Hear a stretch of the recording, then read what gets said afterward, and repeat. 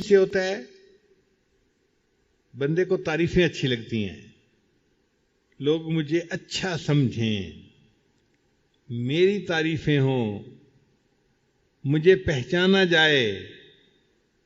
یہ جو طبیعت کے اندر ہے نا، اس چیز کی وجہ سے پھر بندہ اخلاص سے محروم ہو جاتا ہے.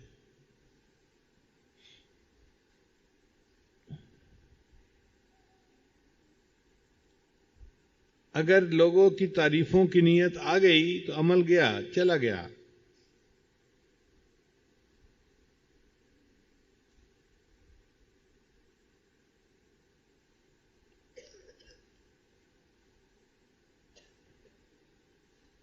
دفتر کی زندگی کا ایک واقعہ مجھے اب بھی یاد آتا ہے. ایک انجینئر تھا جس کے گھر میں کوئی مجبوری تھی اور اس کو پیسوں کی ضرورت تھی. وہ آیا اور مجھے کہنے لگا کہ جی مجھے آپ تنخواہ ایڈوانس دے دیں تو میری ضرورت پوری ہو جائے گی. میں نے کہا بہت اچھا. خیر میں نے اس کی اپلیکیشن اپروو کر دی. وہ مجھے کہنے لگا جی کہ میرے ضرورت اس سے بھی زیادہ ہے، تنخواہ تھوڑی ہے، اور میں پریشان ہوں کہ میں اپنی ضرورت کیسے پوری کروں. ابھی وہ بات ہی کر رہا تھا کہ اکاؤنٹ برانچ کا جو کیشیئر تھا وہ ادھر سے گزرا.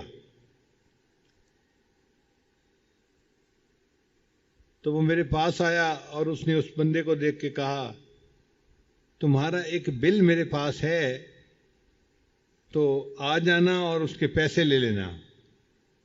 تو وہ نوجوان بڑا خوش ہو گیا کہ میرا ایک بل ہے اور مجھے اس پر پیسے مل جائیں گے. وہ فوراً اکاؤنٹس برانچ میں گیا پیسے لینے کے لیے، مگر کچھ دیر بعد جب واپس آیا تو بہت ہی ڈھیلا ڈھیلا. میں نے پوچھا کیا بنا؟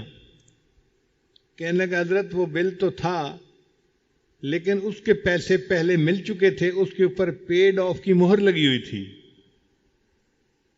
تو جب کیشیئر نے وہ مہر دیکھی اس نے کہا بھائی اس کی تو پیسے آپ کو پہلے مل چکے، اب اس کے پیسے نہیں ہیں. تو یہ واقعہ مجھے آج بھی یاد آتا ہے.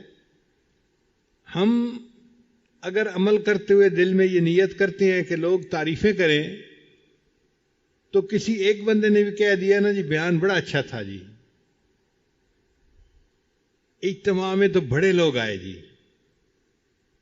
اس دفعہ تو انتظام بہت اچھا تھا جی.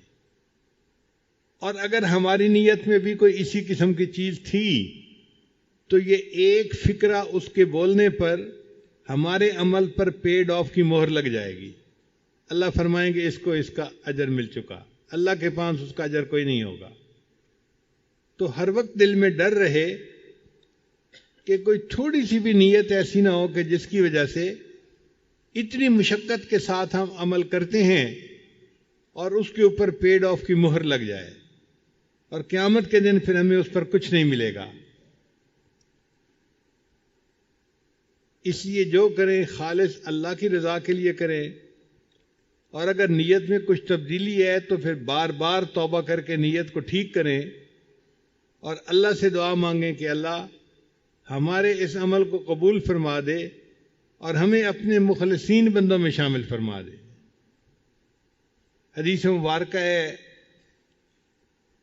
الناس کلہم ہالکون الا العالمون، انسان سارے کے سارے ہلاک ہونے والے ہیں سوائے علماء کے.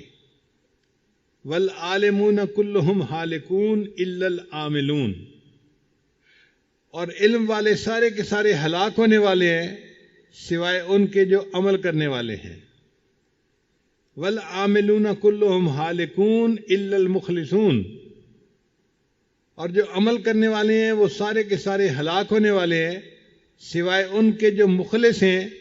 والمخلصون علی خطر عظیم، اور مخلص بھی بڑے خطرے میں ہیں، پتہ نہیں عمل قبول ہوں گے یا نہیں ہوں گے. اب آپ بتائیے کہ جب مخلص لوگ بھی خطرے میں ہیں تو ہماری کیا اوقات ہے.